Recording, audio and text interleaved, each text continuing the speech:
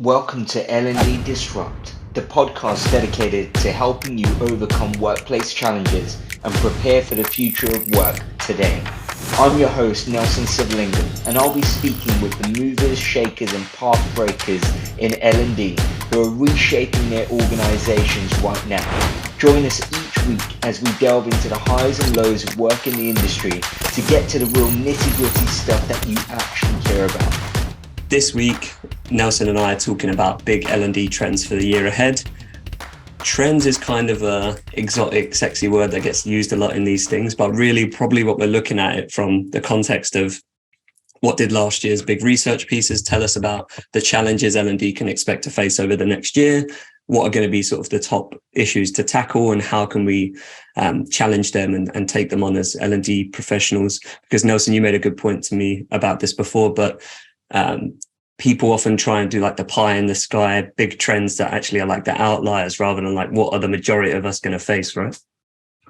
Yeah, I like to call them, there's the real trends, the real actual trends, and then there's the quote unquote trends, where people like to write about it because they're interesting and, like you said, exotic, sexy things to write about. And, to give you an example, I'd say that the metaverse is not to write it off as a technology. And I think there's actually incredible potential in what it can do, but we're not there now, right? It's not mainstream. It's still within a very niche, early adopting community. And so it's what I would describe a quote unquote trend, whereas actually generative AI and the application of generative AI across every industry and what we're doing, we will see it. We're already seeing it, and we'll feel it a lot more. And we will start to see mainstream application and uptake throughout next year. And so that to me is a real trend that is going to have an impact. So I think it's always useful.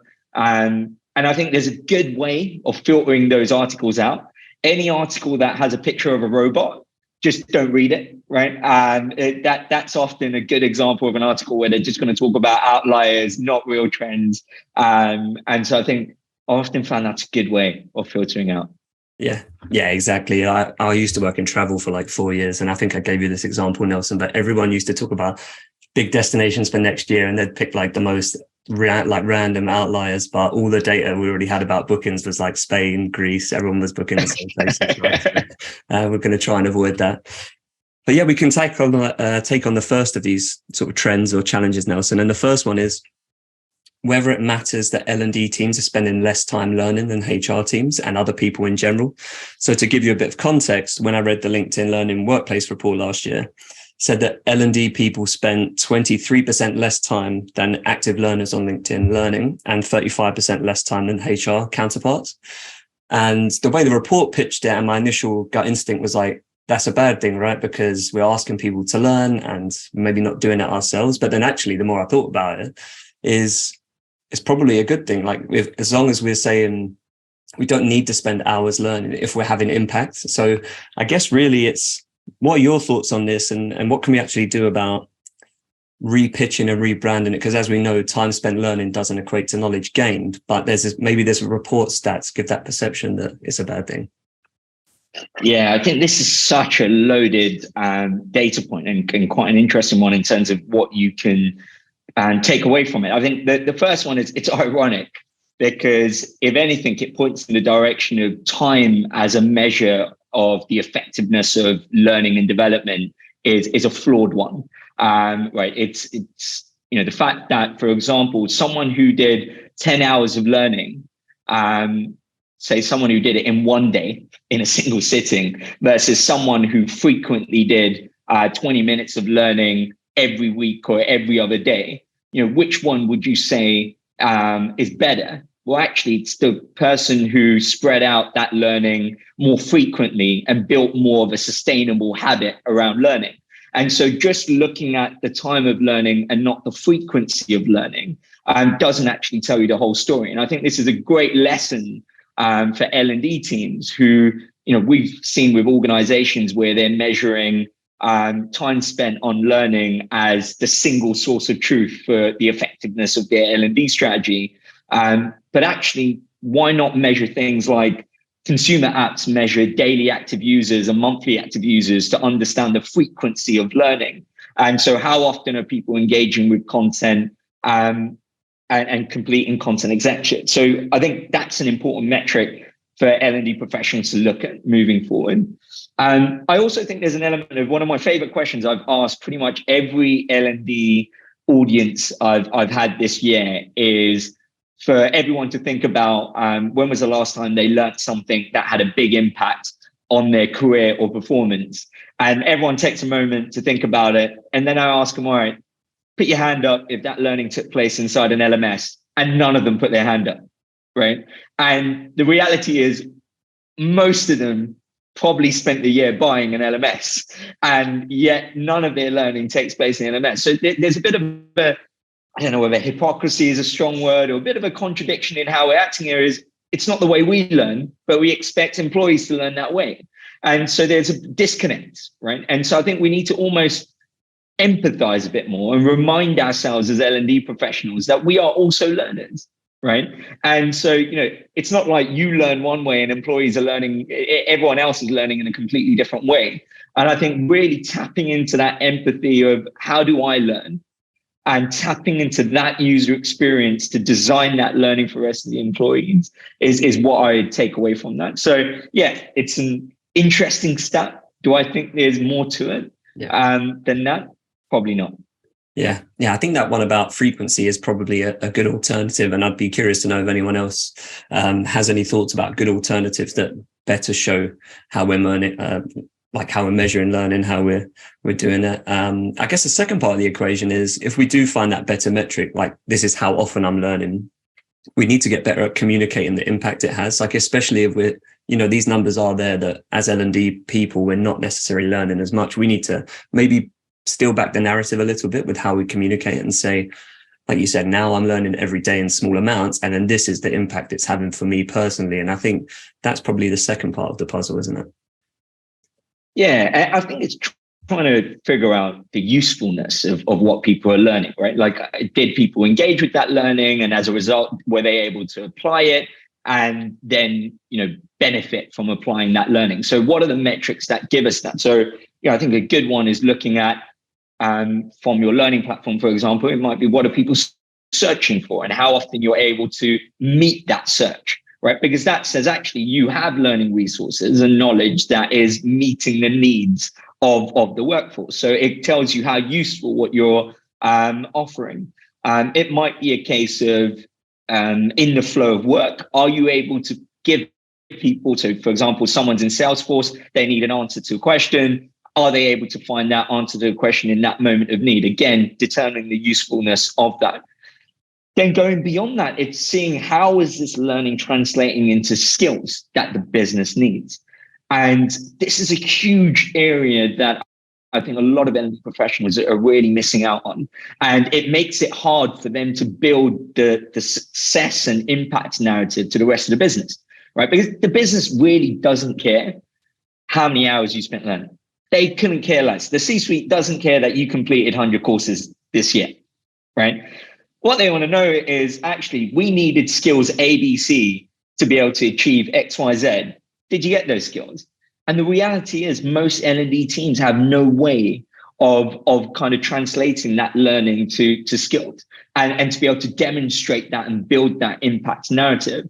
And so I think that needs to be the focus of, at the start of 2023, we measured and we realized these were our skills gaps. And so we built up a plan in the first half of the year to tackle these skills gaps because we think these skills gaps are going to have the biggest detrimental impact on our performance.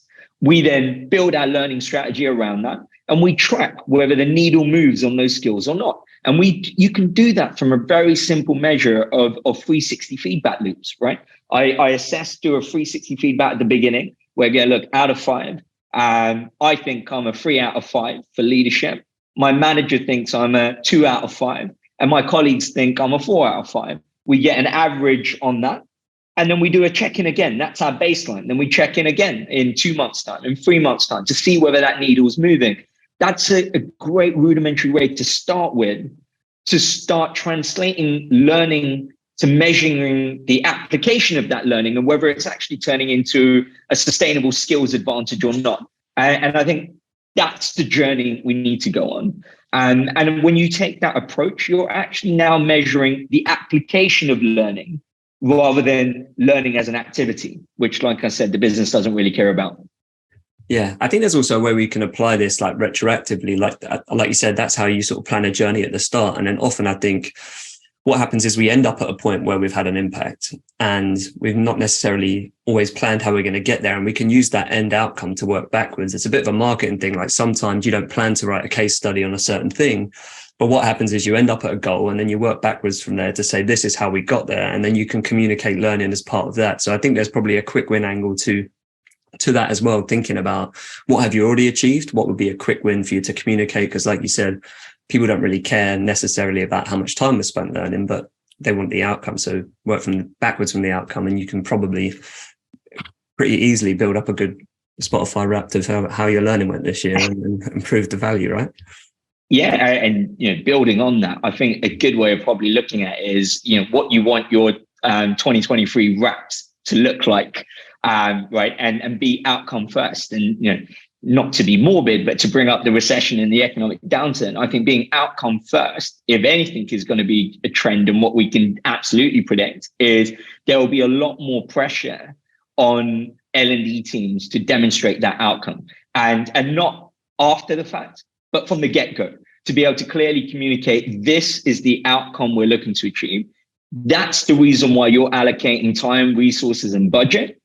And now I'm going to show you the progress I'm making to get to that outcome. The days of being able to justify your existence by creating as much output as possible, it's not going to be possible, because if you create a bunch of output with no outcome, budgets are going to be cut. There's going to be a lot more scrutiny. And I'm sure, L&D teams have probably already seen that coming towards the end of this year, where, budgets were allocated, but before you spend that budget, you're probably having a couple of extra checks where you're now having to justify to more people why you need that budget and why you're going to spend it in the way. So I think being outcome first is going to be absolutely critical for the upcoming year. Yeah, I agree. And I think we can jump ahead to a point we were going to get to later, but because I think it ties in really nicely here. If we're being budget conscious and outcome focused, we also need to review the kind of tech we're using. So one of the things that the research threw up, there was a report from Freshworks that showed that essentially 91% of employees are frustrated with the tech they use at work. 57% feel like they're restrained by legacy tech. And I know we've kind of touched on it before, but there's this idea that spending on new tech is very expensive, but actually we don't often take into account the cost of continuing to use tech that doesn't work, right? So I guess before I break down what some of the reasons were behind this sort of these statistics around tech, what are your general thoughts on this, Nelson, about legacy tech, how we can try and get away from it moving forward in the new year? Yeah, I think the point you made there, Gary, the opportunity cost of sticking with something that's not working. And I think what the common tendency is when uncertainty and risk is high, right? We tend to try to not change, because change seems more risky than sticking with the status quo that's not working for us, right? Which actually isn't the case, because if you're making the right change and progressing in the right direction, then actually you can be better off, and it could be a better way of spending your budget. And so you really got to be careful of, when the business starts to suggest to you going, no, can't we just stick with what we've got? I know it's not working, but actually it's more risky for us to change. You really need to be able to tell the story of, actually, we're wasting money now. If you're spending, most common thing I've heard is L&D teams spending on content libraries where, less than 10% of the workforce have been using it over the last year. And, if your business is telling you, no, let's now not look for an alternative, stick with what you've got. Actually, no, you're wasting a lot of money and a lot of resources there. And also, it's not doing a lot for you to build that impact narrative for the organization. So I think it really is asking about what is that opportunity cost of sticking with the status quo. But also, I think the bigger picture, what we've seen a lot post-pandemic is, with a lot of us working hybrid remote, is we hacked together solutions to support the hybrid working style or working remotely, right? Like in terms of people quickly put together solutions to plug gaps that they had. And what we've seen, speaking to a lot of teams, not just L&D teams, is now they're going on a journey where they know hybrid is here to stay, but now we need to find a sustainable, productive way of working. And so that does mean, some of your tools are going to be fit for that new way of working, and some of the tools aren't. And I give you kind of a knowledge management example. A lot of companies realized once they went hybrid or remote that there wasn't a single source of truth for accessing their company's intelligence or knowledge, right? Where we were swiveling on a chair and tapping on each other's shoulder before, there wasn't a way of doing that once we were working from home, right? And apart from like slacking each other or sending messages on Microsoft Teams, sending, virtual shoulder taps and disrupting people's workflow. And so we need to solve for that, right? In every company needs to find a way of digitizing their company brain so people can access that collective knowledge. And this comes on to another issue about legacy tools or tools in general, is we've realized in a lot of companies, they do have a lot of tools.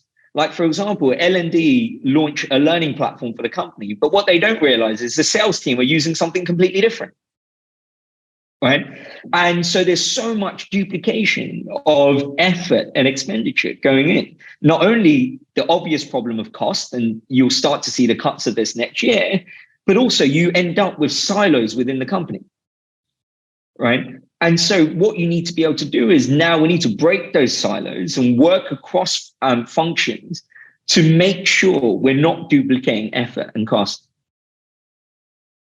Yeah, I think you've hit onto sort of another data point we were going to get to, but essentially, even though now more than 70% of us are working from home, more than 50% of employees in the last year struggled to find digital documents. So it's like you said, even though we've made good strides in terms of making stuff accessible online, is it actually discoverable when I need it? And the biggest problem was in this report that people were saying not everyone was using the same tools and tech. So although everything is now available somewhere online, where it is the problem, and people can't necessarily find it. So I think you're right. It's part of it's building that company brain.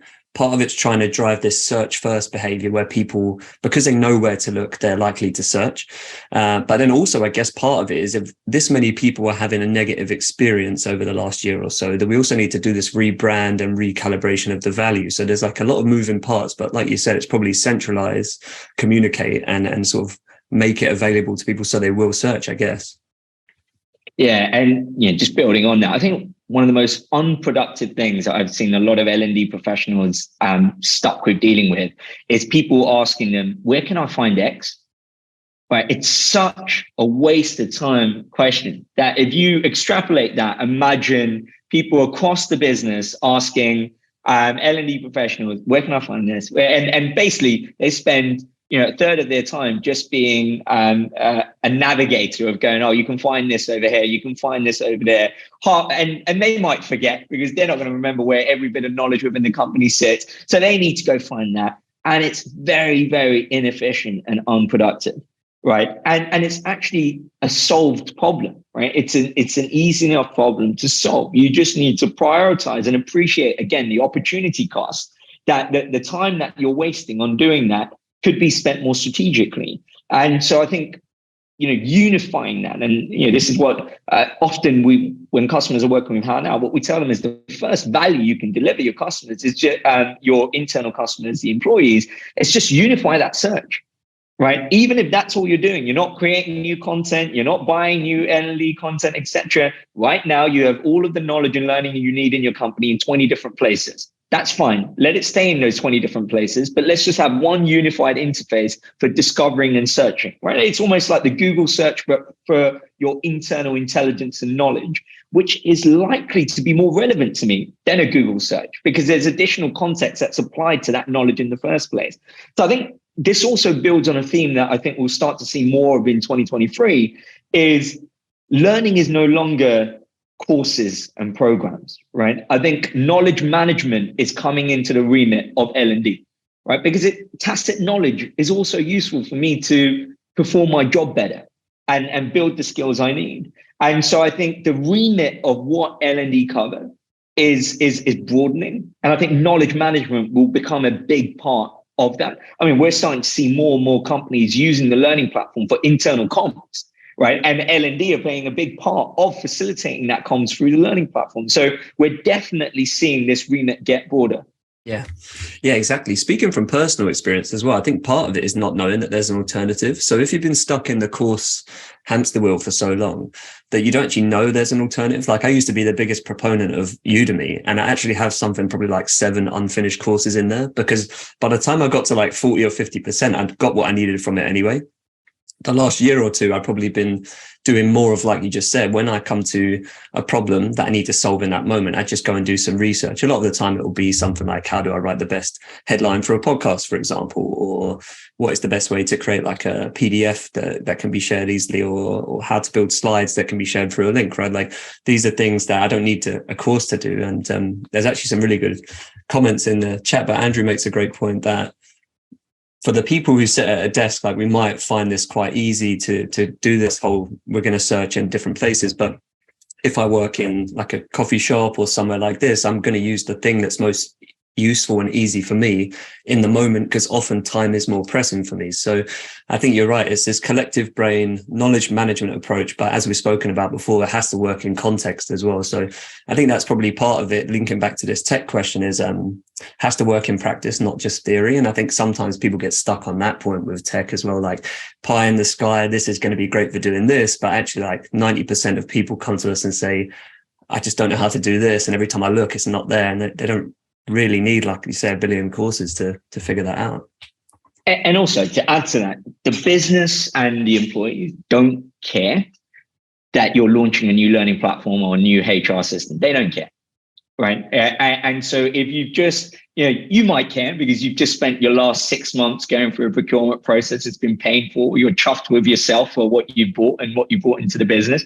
And then you decide, let me go shout about this saying, hey guys, we're launching a new learning platform or a new HR system, and you expect everyone to come back to you going, oh my God, that's amazing, clapping, cheering, but you don't get that reaction, and you're disheartened going, oh, I thought people would be more excited. And this is a bigger problem around how we approach HR tech procurement and L&D tech tools that we buy. It's not the tech, it's the value, right? And it's a combination of the tech and the playbook around it. And often the mistake I see is people change the tech, but they keep the same playbook, right? It's the most frustrating thing when you see someone who's bought a new tool, but they want that new tool to do things exactly the way they were doing it before, which kind of completely defeats the purpose of why you went on this process in the first place. So I think, changing the playbook to fit with the new tech you're bringing in, but also when you launch it to the business, talk about the value you're going to add to them versus the tech. It's like, if you're buying a platform that's telling you, we're AI powered, that's great. Why does that matter to you? Right? Does it matter if a platform is AI powered if it's not solving your problem? Let's focus on, is it solving your problem rather than the features, right? And that's the thing. If you were solving the problem as effectively as possible, I couldn't care less how you were going about doing it, right? I just want to know you are solving my problem as well as anyone else could. And I think often we get caught up in L&D, as L&D professionals, we get caught up in talking about features, right? This program is 6 weeks long. It has 5 instructors. Each session, we get caught up in talking about the features of the product that we're offering and not enough about the benefits and the value we're bringing to the table. I couldn't agree more. I think it taps into that marketing adage of, well, there's 2 parts to it traditionally. It's features tell, benefits sell. So like you said, this has 10,000 courses. That's a feature. A benefit is that you can learn. But the third part that's often missing is that narrative wins people over. So like the quickest example is this car has a 1.8 litre engine. That's a feature. Benefit is this car has a 1.8 litre engine. This car goes fast, right? Get you from A to B quicker. But the narrative thing is this car makes you look cool, gives you status, or gives you independence. It gives you freedom. You can go to McDonald's drive-through whenever you want now, right? There's no limit to how many cheeseburgers you can inhale. So it's that whole thing about, if you start with the narrative, like you said, like rather than saying we're launching a new platform, it's like, wouldn't you prefer to spend those 20 minutes you waste looking for resources actually doing your job and doing things that matter, right? And doing things that fulfill you. So I would say in terms of tackling that trend, I really would say that is the part of the equation as well. Like, how do you message this internally? And like you said, actually, you can use the learning platform to share this message. So you're actually sharing the right message, but on the right platform. So people see how the platform works because you're talking to them about things they care about, and they'll be engaged for longer. So, yeah, I thought that was an interesting one, that report. And what I forgot to say at the start is that I will send in the summary the links to all these reports where I got these stats from anyway. So if you want to see some more context around them or a breakdown of some of the numbers. But actually, to come back to a little bit of this legacy tech thing, there was a few. So the report basically asked a bunch of business leaders what they thought the problems were with tech. And that is where this kind of came from, about people were frustrated with tech. Managers actually said they think people will switch jobs if tech doesn't help them do the job well, which is another interesting part of this. But I wanted to just get your thoughts on 3 of the main reasons that people gave for why they find it hard to get employees to embrace new tech. One of them was new software is hard to use and has a high learning curve.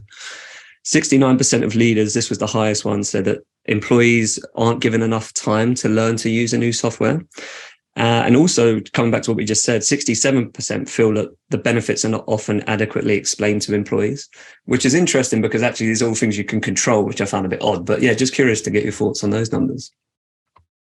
Yeah, so I think the benefits piece, we just spoke about the idea of people talking about features rather than benefits. And I can definitely see in the organizations we work with and the L&D professionals we speak to around how we approach enabling people to drive tech adoption.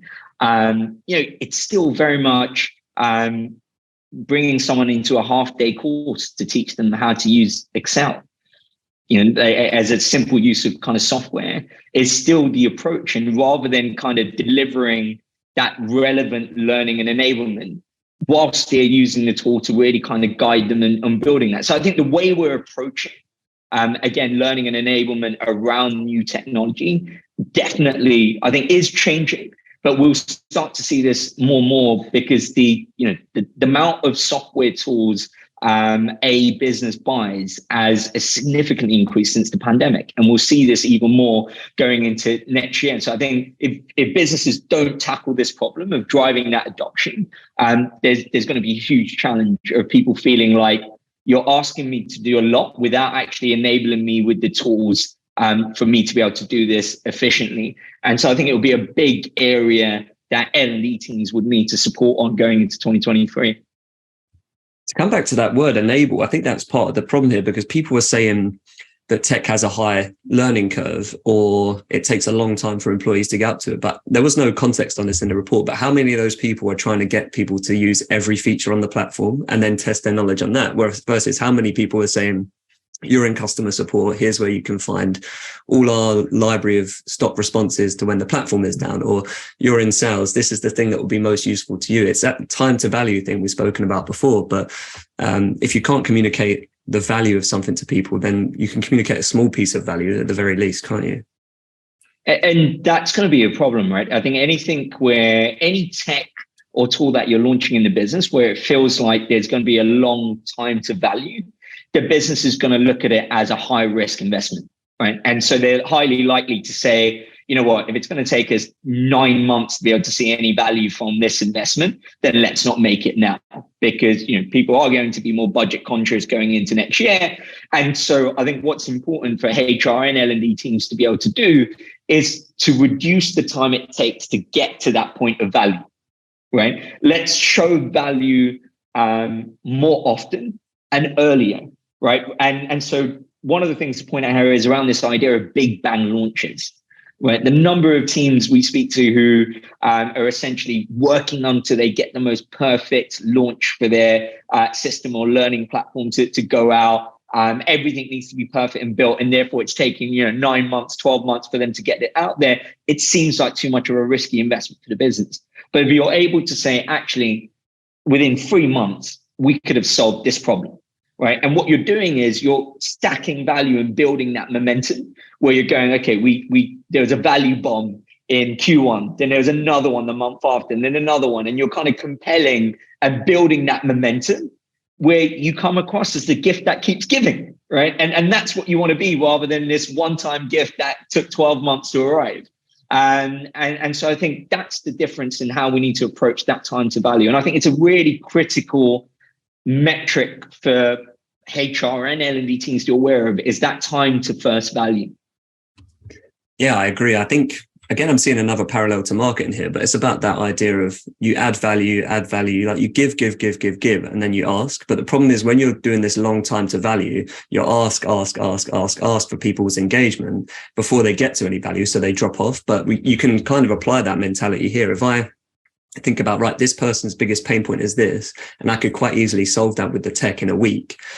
I'm giving before I'm even really asking for anything in return. And I think it's about getting that ratio right. You have to give more than you ask. And yeah, if it takes 12 months to launch something and then people aren't going to be engaged for 12 months. I'm even things I like doing in life. 12 months is a long time. Yeah, it's a tough one. I guess like to move on slightly to a different tack, but still within this wheelhouse is people's motivation for learning.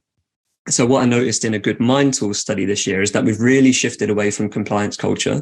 I know we've been talking about it and it's been on lists for a while, but actually now it seems to be happening if you look at the numbers. So if you look back at 2018, only 20% of people in the similar mind tool study named personal development as their primary reason for learning. But in 2021, the numbers collected then that were published last year, 57% of people said that personal development was their primary reason for learning. And then compliance has had a opposite trajectory, has decreased. So a few years ago, it was 59% said compliance was their main reason. But in the most recent data, just 29% said that compliance was the main reason. And I can maybe give you a bit more context around this. But yeah, I'm just curious to think, is this just like a natural progression we've been on? Or do you think it maybe comes back to this value thing, like people aren't necessarily seeing value in just doing compliance? Or is it because of the pandemic shift in motivations for how we work and why we work that now we are more than ever sort of engaged in personal development? But yeah, just curious to get your thoughts.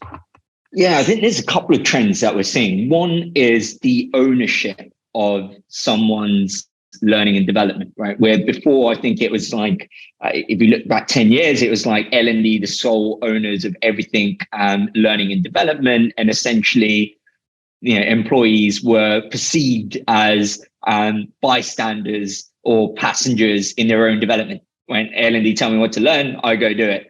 But actually, that is shifting, where we're moving towards more kind of shared ownership or kind of empowered employees owning that. And I think you can also tie this to the most common reasons for why people are leaving companies.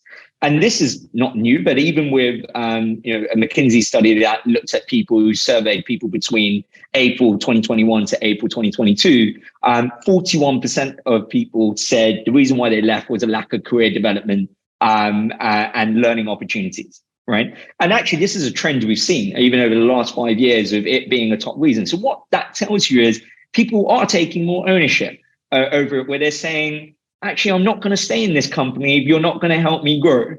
And therefore, I leave that company. And the next company I'm looking to join, I want to be convinced that they are going to help me grow. Right. And so I think there is a lot more empowered, motivated employee taking ownership over their own development. And that is demanding more from the L&D function within an organization. They're demanding more personal development, right? Employees are not coming to L&D going, give me more compliance, right? But they are coming to L&D saying, give me more personal development. So I think that shift of ownership and empowered workforce in general, right? Where people are demanding more optionality, demanding more flexibility, they're demanding more from work. And when employees demand more from work, we start to see this shift. And I think the implication for L&D is L&D doing compliance was more a business need, right? It's for the business to be compliant and the business to make sure everyone's behaving ethically. Now this empowered workforce is demanding more. The business is having to give the employees what they want, right? It's to say, you want personal development? I have to give you personal development. So I think that shift in power dynamic is healthy, it's good. And I think more and more organizations will be forced to go in that direction or dragged in that direction. And as a business, you should be asking yourself, look, if right now more than half of the learning you're offering is still compliance, then it's a real genuine concern, right? Because what we're going to see is hiring is freezing in many companies. Many companies have sadly had to make redundancies and lay off people. That puts even more pressure on the people who are left in that organization. And if you're not supporting them but with the right skill development, the right learning opportunities, so they can take on the bigger load that they're now having to take on, they will leave. And so I think that's probably the shift we're starting to see, with more demands coming from the workforce. I think you hit the nail on the head there, Nelson, because if you look at the breakdown of opinions on why people are motivated to learn in the same report, the top one was to be able to do my job better. The second one was to keep up with the demands of my role. So people have this self-awareness that I want to do my job better, and also my job's going to keep changing. The third one was to enable me to support my organization better. So coming back to the first sort of point we make, people want to be tied to purpose and output. And then one interesting one that I didn't expect was a lot of people said that they were trying to avoid anxiety about how much they know. So that's an interesting point. I think we all face imposter syndrome. And like you say, if your company is decreasing in size and there's more pressure on you, there are going to be more things you think you don't know that you need to know to plug gaps. So actually, I think that's another point. It can help people beat imposter syndrome, help them understand you don't always need to know the right answer. You just need to be able to know where to find the right answer. Because like you said, if you're spinning different plates and moving around a little bit, then you do need that reassurance that you can go and find what you need without having to know everything. So I thought that was quite an interesting sort of stat in there. Yeah. It just made me think, looking at that report and also the McKinsey's report around other reasons, it just got me thinking. I'm absolutely biased, but it actually got me feeling about L&D right now is your biggest leverage to attract, engage, and retain employees, right? And we'll back this up. I was looking at the other reasons why people leave companies in this McKinsey report, right? And it was so obvious. So many of these reasons can be tackled, and L&D can play a significant role. So let's run through a couple of those, right? 34% of people were leaving because of uncaring and uninspiring leaders. That's an L&D problem, right? Not a problem with L&D. It's a problem L&D can help solve and help tackle within that organization. Another reason was lack of meaningful work, similar to what you said, Gary. 31% of people were leaving because of lack of meaningful work. Helping you align your skills and capability to purpose and bringing that alignment there, L&D can play a huge role in your career progression and aligning that to the purpose of the business. Then there was, unreliable, unsupportive colleagues, which was 26%.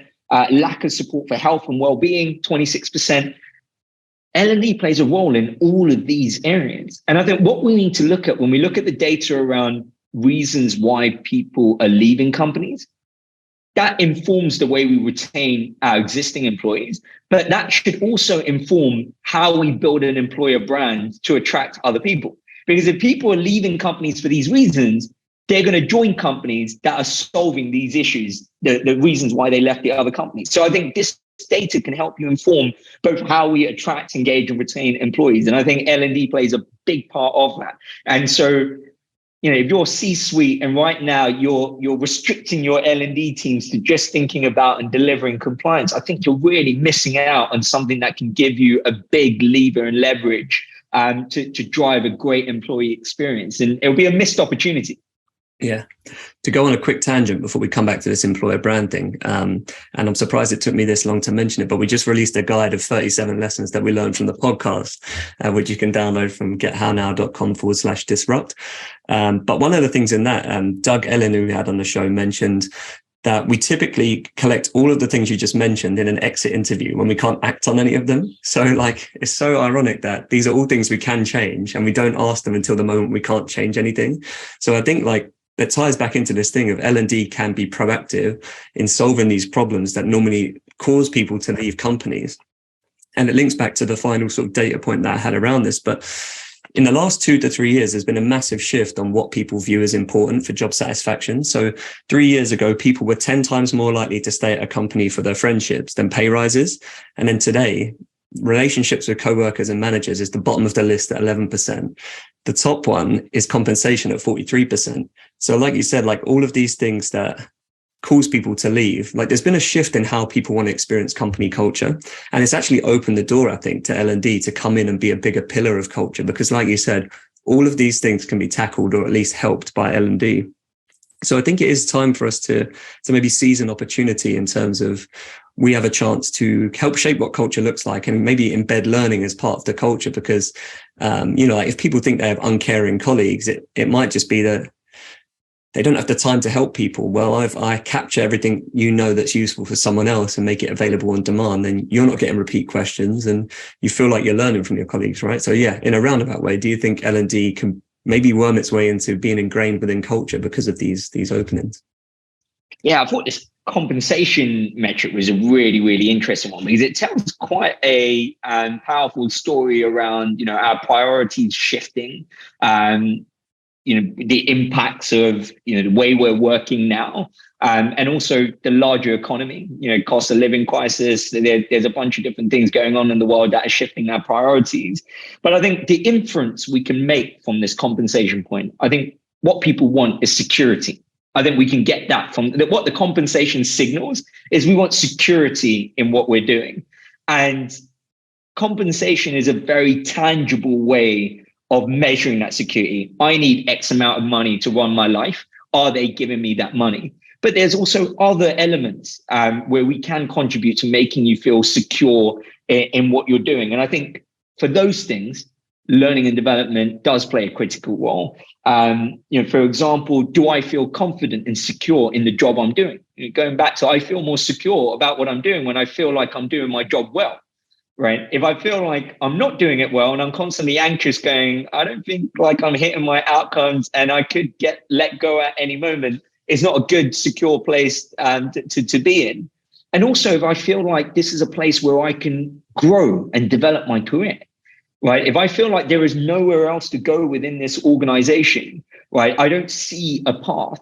And I think also when we think about career path, and I feel like this is a trend, we'll see more and more of a focus and spotlight because we need to retain the people who are left in the organization. And we need to make sure we've built a compelling case for them that they can see a long-term future in this organization.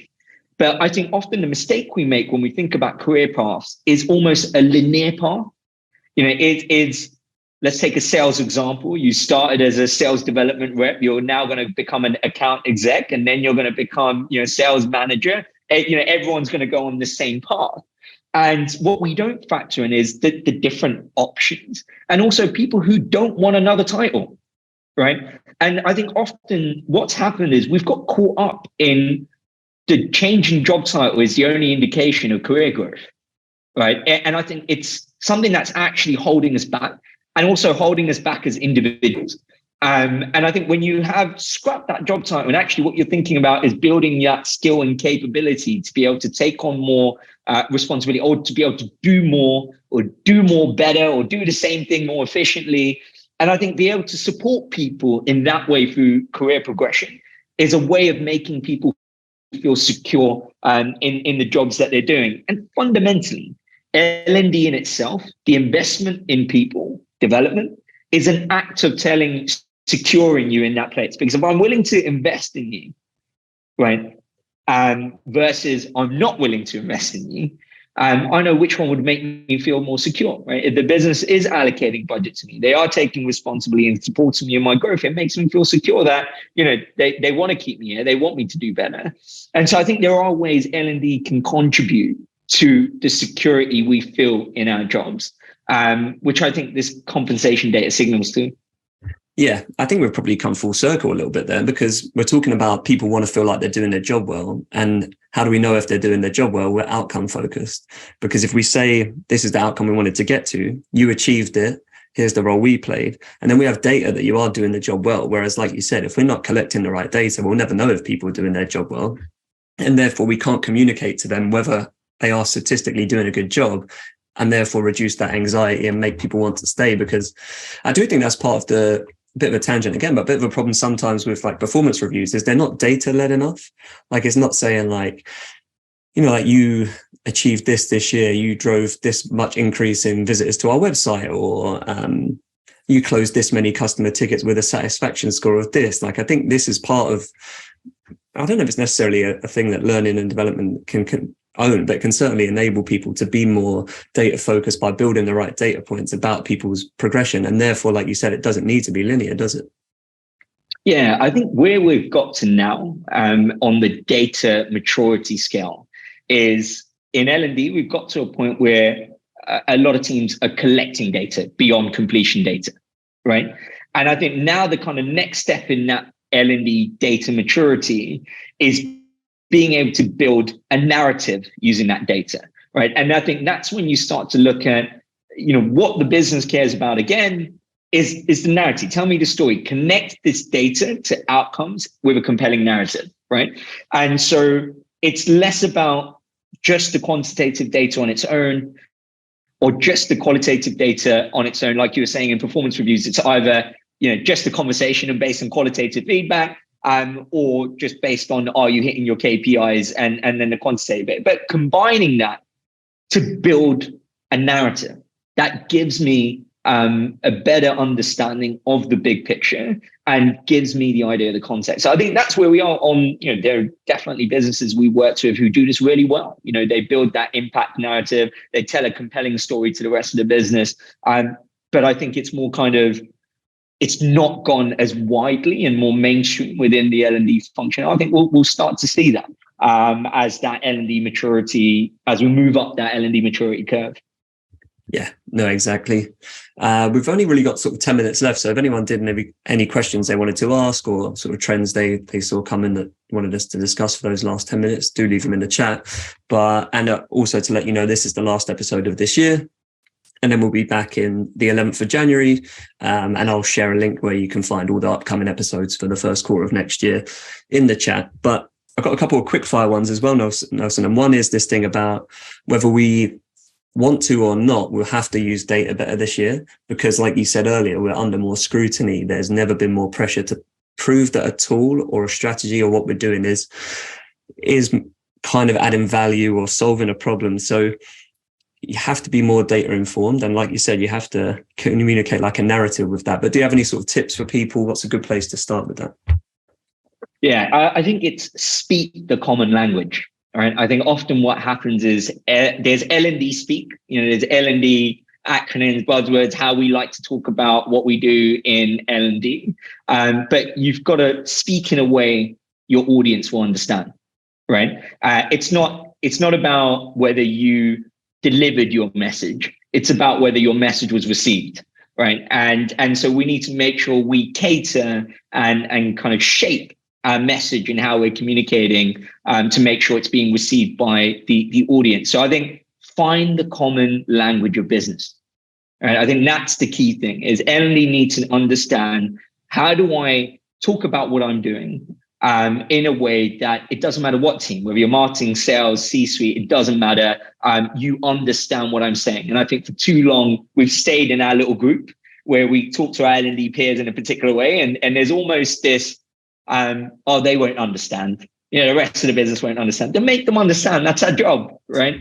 And so I think that will play the big part in terms of where we need to go in 2023. We've spoken a lot about in previous shows around measuring data. There's great episodes we've had with Kevin Yates, for example, around what data you can look at. So I won't labor and go into too much detail there. But if there's one takeaway I'd say from a data perspective is, use that data to build a story in a common business language where everyone could get behind it.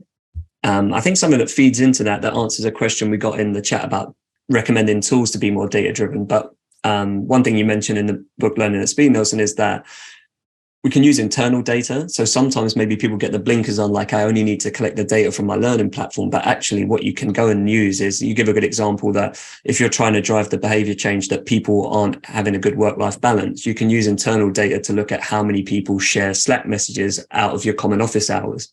How many people are sending emails on weekends, things like that. So I think a bigger part of it is actually, if you want to speak that common language, go and find the data points that exist in the tools other people already use, the ones where you want to drive performance, rather than necessarily looking at only what you can find in your internal L&D tool. Any thoughts on that? Absolutely. Yeah, absolutely right. It amazes me that so many L&D teams buy external data, right? Even before they've made the effort to tap into the data that already exists within the company and it's free, right?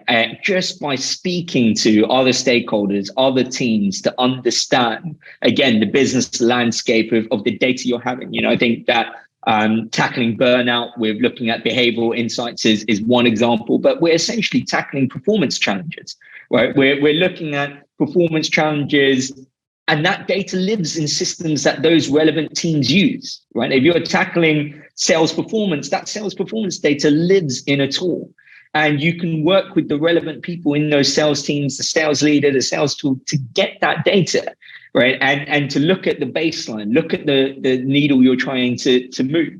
And so I would say before you go and buy external systems or data libraries, anything, is actually look internally first, right? Ask yourself, have you spoken to the other leaders across the business to see what data they're tracking and which of that data point is relevant to you and can help you do your job better? I think it's a great place to start. I think another point as well is we've spoken about minimum valuable product before, or minimum viable learning before, but actually there's like minimum viable data as well. I found this a lot when I started in sort of SEO. I would try and capture too many data points when really I only needed 3 or 4 to communicate to other people what the value of what I was doing was, and actually is a good gauge of success to whether or not this was working or wasn't working. So I think that's part of it, is like, actually, what are the data points you need to prove impact before you get like to this, like you said earlier, big bang launches. You can get caught in this big bang sort of like data thing. And that's how you end up with this paralysis by analysis thing, right? You have more data than you know what to use. But instead, if you just knew that you needed these 3 metrics to communicate impact, then you could collect them, do that, and save yourself a bunch of time, I guess. Yeah, there's a great startup line for this around metrics that matter. I'm sure if you search for it, I think it's in a book called Lean Analytics or something. But essentially, it's to avoid this situation because in this show we've made a lot of comparisons previously before around L&D being a bit like a startup. Limited resources, working in the unknown, uncertain territory. You're trying to figure it out before you run out of resources. A lot like a startup. And at that time, it's important. You haven't got the time, the bandwidth, the energy to be mulling over too many metrics. So you've got to be disciplined and focused around what are the metrics that matter, right? And you prioritize and focus around those metrics that matter.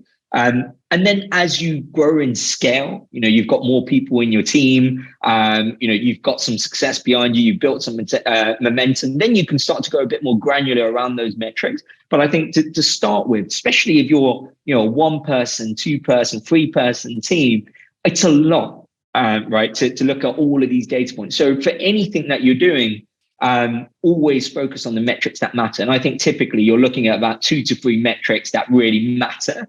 Not to say the other ones don't have value. The other ones help you build a picture, but they're not the ones, if the metrics that matter are the ones that, if you're not moving the needle there, you're probably failing, right? They're the ones who are going to give you the earliest signal that something's not working. Yeah, it's like that pyramid of data points, isn't it? Like the base layer is these ones, and you don't need to worry beyond that until you figure those out. One final one, Nelson, as well, and I think it links back to what we spoke about earlier. Because budgets are going to be squeezed or you're going to be under more scrutiny, it's about having that mindset of thinking about cheaper ways you can still get to the same output. And one example you gave me was about content creation. At the moment, we might spend a lot of money on content creation, but there are cheaper, and cheap sometimes has negative connotations, but there are effective, low-cost ways to do this pretty fast. So I guess, is that kind of another thing we can think about moving into the new year? What are some of the ways we can create content in a frictionless kind of way? Yeah, definitely. And I think the downturn will definitely put a pressure on more extravagant content productions and programs, and maybe even buying large kind of expensive content libraries, etc. So I think there's one is, again, tapping into your internal collective intelligence, right? Before you buy that, I'd love to know how many L&D teams, before they go out and buy that Excel content library or bring in an external Excel trainer, how many people actually check to see if internally there are probably a few Excel experts there who could have done that session, right? So often the challenge is we don't know, right? There is an essential way of knowing what skills people have and don't have. And so you can kind of tap into who those internal experts are. So I definitely think building that engine, or being able to tap into your internal intelligence before you start paying for external procurement of this expertise, is the way to go, and give them the tools, right? If L&D professionals are the only people creating content and knowledge within your organization right now, you're moving super slow. Right. There is no way, even for a 200-person company, that you could create content that's going to be meaningful for every single one of those people in that organization. But I tell you who can. The internal experts in each one of those teams, right, who've got this tacit knowledge. You need them to brain dump that knowledge and capture it in a place where other people can tap into it, use it, and build on top of it. So I think that's the first thing we need to do in terms of moving towards more cost-effective knowledge capture and content creation. The other one, we talk a lot about on the show, curation, right? So I won't labor the point too much, but the chances are for a lot of the use cases or problems you're trying to solve, someone somewhere has probably already created content, right? So really, do you need to create this content? Do you really need to create this just so it looks on brand? Does it really matter to the person who's going to look at this content? And so I think I'm always thinking curation first, and only creating content when it's absolutely necessary for you to do it. But another one, is content repurposing, right? Is, okay, you've just done a live session, and you'll see we do this a lot at HowNow. But say, for example, this was a live session you just run on Zoom. You brought in an external facilitator. You can now record this session and turn it into micro bits of learning. Turn it into now 2-minute nuggets. That are easily searchable, right? Turn it into a written format, like an article or blog, right? So you can get this one event that happened and repurpose it into so many different types of content that is accessible, not because of learning styles and myth, let's scrap that, but to support different moments of need, right? That is a fact. The type of content I might be able to consume when I'm on my mobile on a tube is very different to what I'll be able to consume on my laptop. And so be able to support that through repurposing. And another one, and the last one I'll leave you with, is make sure you're capturing feedback on the effectiveness of the content. And again, this doesn't mean slap on a 10-question evaluation form onto the back of it. No one's got time to give you valuable answers for that. But ask the questions that matter. Right? If someone can't give you the key takeaways from the learning that they've just done, that means they didn't really take away much. That is, a good indication of the effectiveness of what that learning is. And then obviously you're looking at the quantitative data as well, but really start to evaluate the content you're both creating and buying. I'll leave you with that. Cool. Almost perfectly for time there, Nelson. And actually, if anyone wants to see a full episode about creating great learning content that covers a lot of that, if you just want to drop me a message, or I can include it in the show notes. We had an episode with Casper from Easy Generator that covered a lot of these points. But yeah, sadly, Nelson, that does take us to time. So I know we'll have a lot of people listening to the recording of this as well. So just thank you everyone who joined us today. Thank you if you joined us for any episodes earlier in the year as well. It's been really cool to see the show grow. Like I said, I have to do the shameless plug. I have a lot of good episodes coming up next year. So we just go to lu.ma/HowNow. We've got some great episodes already in the bag for next year. So yeah, thanks again, everyone. And thanks, Nelson, for joining me.